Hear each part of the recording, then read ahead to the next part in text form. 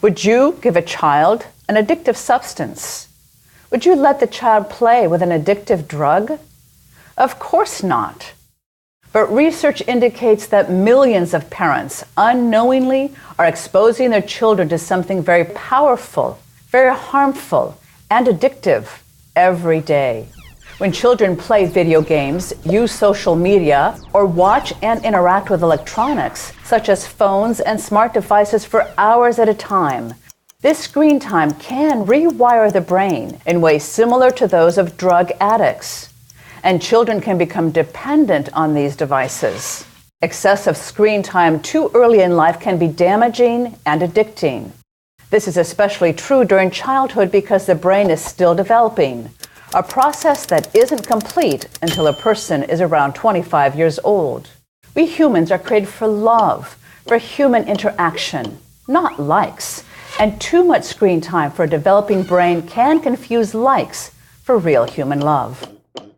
Let's examine how screen time impacts our brains. We've learned that intense and repetitive digital imagery modifies nerve connections, which alter how a brain processes information. Marshall McLuhan, a pioneer in the study of the effects of TV on the human brain, discovered that the number of images and the rate of their delivery can alter the person's response more than the actual content. That is, high-speed imagery stimulates the visual and auditory parts of the brain much more than turning the pages of a book. Prolonged exposure can radically change how nerves communicate information to other parts of the brain. One of the neurotransmitters that travels along the nerve cells in the brain is called dopamine. The brain needs dopamine to function properly because dopamine influences the pleasure center of the brain.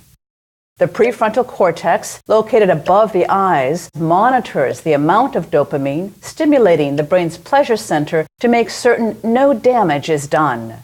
Too much dopamine overstimulates the pleasure center and blocks the damage control function of the prefrontal cortex. An overstimulated pleasure center goes into withdrawal and craving, just like an addict. Screen time, such as social media or games, makes you feel good because as others respond to your interaction, your brain releases dopamine. More electronic interaction results in more responses, which leads to more dopamine release. Too much screen time leads to too much dopamine and an overstimulation of the brain's pleasure center. But that's just the beginning. Behavior that happens unpredictably helps to make things even more addictive in some people. Emails, texts, Twitter, Facebook, Instagram posts, and game scores arrive at random. Just like when you win at gambling. You anticipate a response or reaction to your online activity or post, but you don't know when the next response will come. Because of its unpredictability, your brain anticipates the next release of dopamine. You want another message to come because your brain craves more dopamine, so you keep posting or tweeting. The same way gambling addicts continue to gamble. When people say they're addicted to their phones, they're right.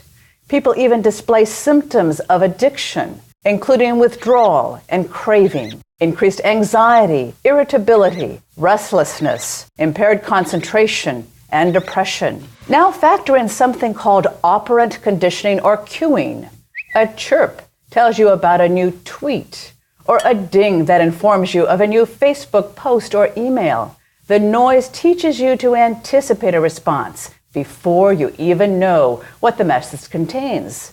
These sounds act as a stimulus and, like a trained pet, conditions you to check the email, post online, or perform some other screen time interaction. This cueing through sounds increases the addictive effect. Withdrawal and craving from screen addiction can be so strong that just sitting in front of a computer or merely opening the internet on your smartphone can trigger a release of dopamine, which makes you seek more social media, even though you receive less pleasure from doing so.